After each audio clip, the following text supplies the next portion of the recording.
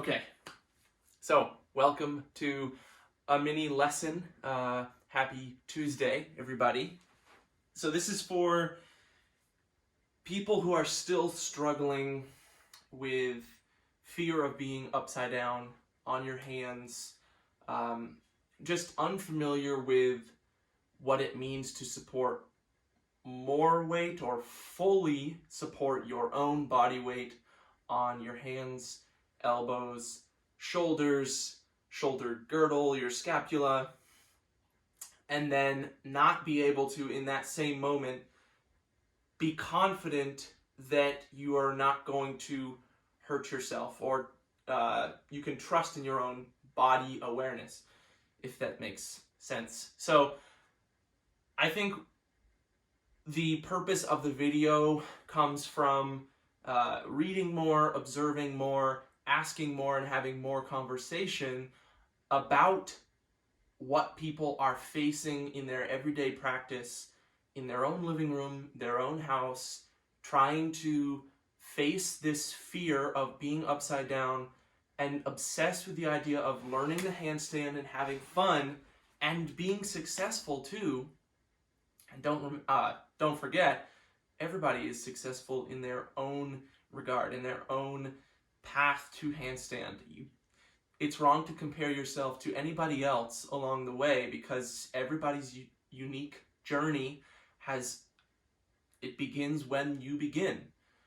So the idea here is to give you some tools, such as this pillow, that you can make use of in your own living room to continue to sort of creatively bridge the gap between upside down without fear and full confidence and the wherever you are right now. So all you need is a space, small space. I have a rug here. Could be done on a rug, could be done on a hardwood floor, but I would encourage you to get something soft.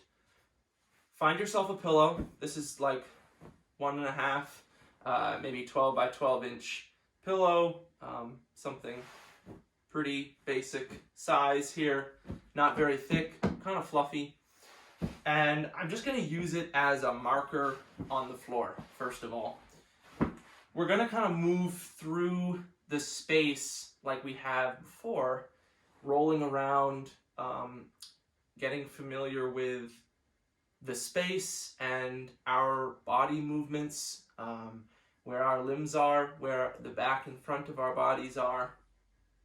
And I want you to just think about continuing to move, first of all. So challenge yourself to just continually move. You can repeat the same pattern, or you can break it up and try something different, but we're going to just roll with it for 30 seconds or a minute. I'm going to leave this to the side.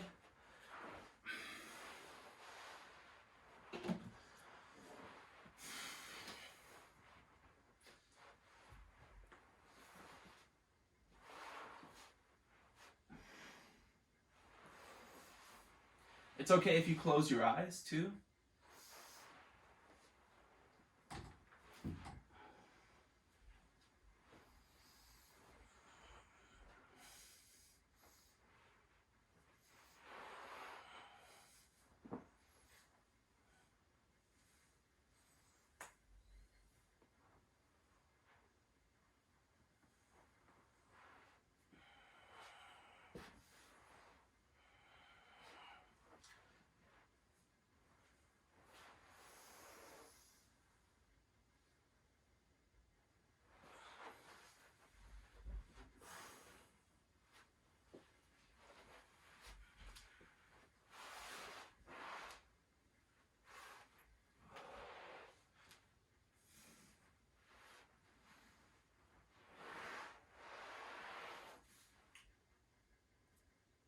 Got a hair in my mouth. Okay, so you can see how maybe it looks funny, maybe it feels weird, maybe it doesn't feel productive, but what you are doing is you are facing your body's, or rather your head, your mind's urge to do something within a defined set of rules.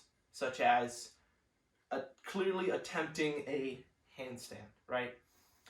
But what you're not accounting for in that clear attempt for a handstand is the moment where, even though your mind tells you to do the thing straight and narrow, your body doesn't have the spatial awareness to maintain that straight and narrow. And so you break the rules, if you will, the barrier to the side, to the back, to the front. And you need to be able to react in the space that you have quicker than it takes to injure yourself. So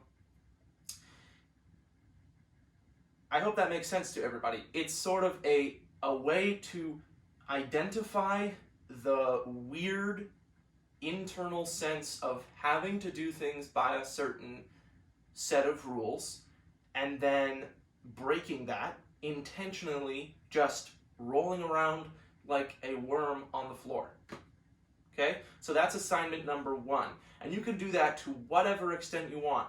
10 minutes of the same pattern. Doing things that just feel good and that flow and make your body sort of feel the floor. You can close your eyes, open your eyes, move on your hands, your legs, your knees, your back, your belly, your chest, your neck.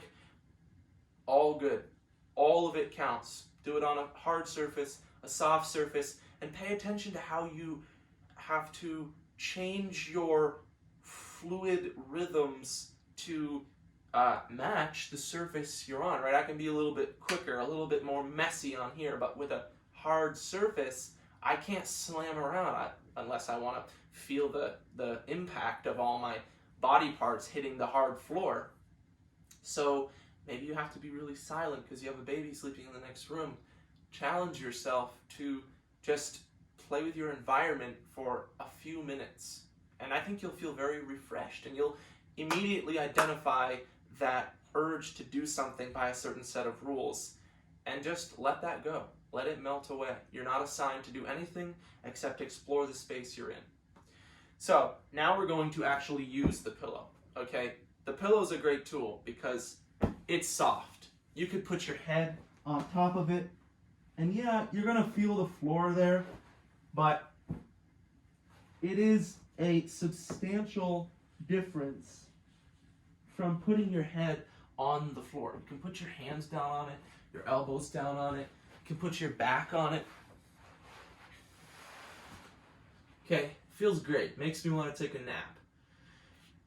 All I want you to do is use this pillow as your coach, as your confidence boost, as the thing that allows you to just get another inch, another slight edge forward. Just be a little bit more confident in your movement so that you have this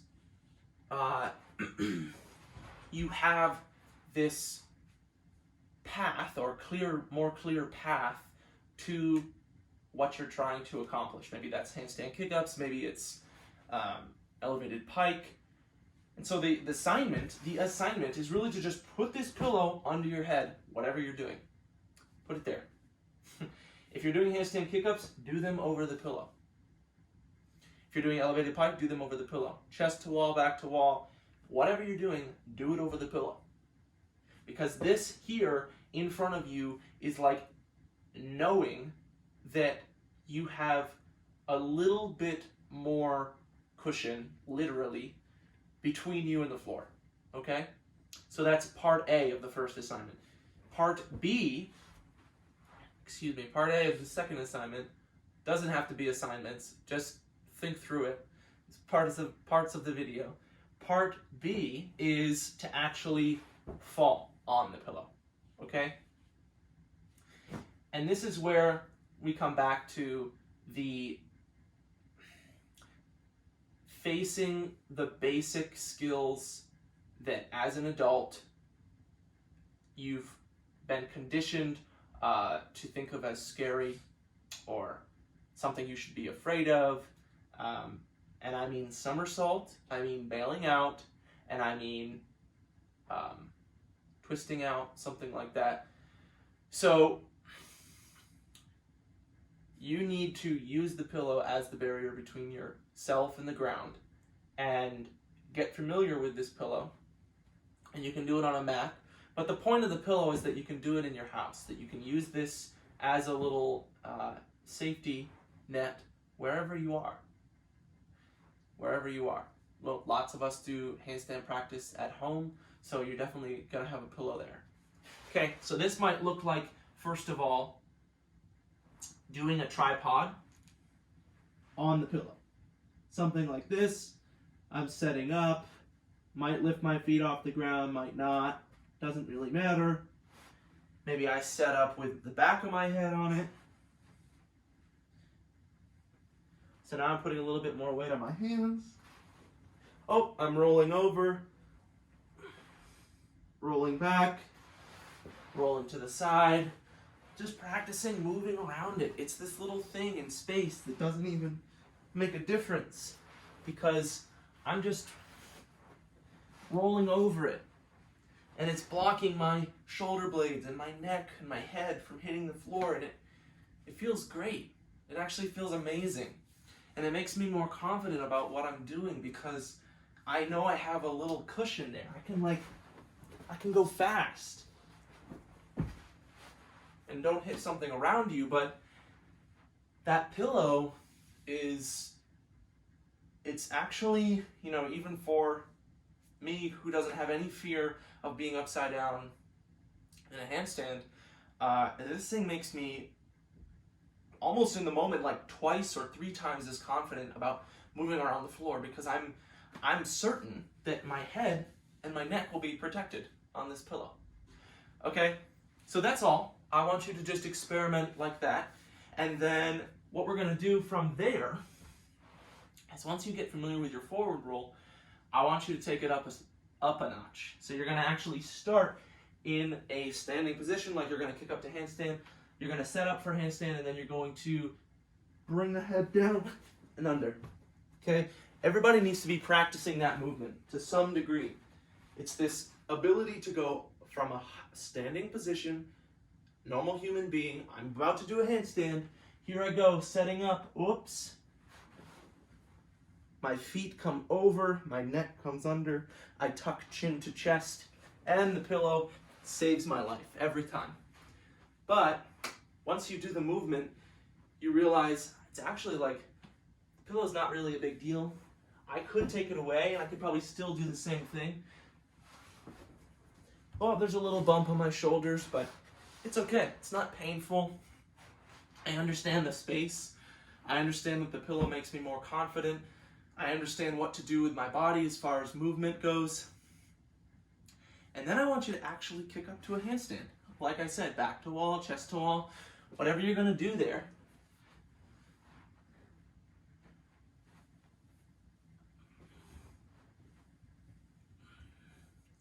And if I come down, oh, the pillow's underneath me. I can move away, I can move around. I might not even be able to hold a handstand, but if I'm going back to wall or chest to wall, and the worst outcome possible happens where I have to go down to my head really fast into a tripod, well, you have a pillow. You should be feeling a confidence boost from having the pillow there, and that's the exact purpose of it. So now, the last thing I'm going to leave you with is, what if a pillow is not enough? What if it doesn't make a difference, right? How many pillows do you have? Just add more pillows. Add more pillows. Pad the area around you. Ask yourself what you need to make it possible. Outside of having me there coaching you through it, with my hands actually guiding you in space and spotting you, maybe you have that person, your partner or a coach, who can help you right then and there. And that's fantastic, but most of us don't. So add more pillows. All right, everybody. Let me know if you have any questions on the pillow theory, and I'll see you in the next video.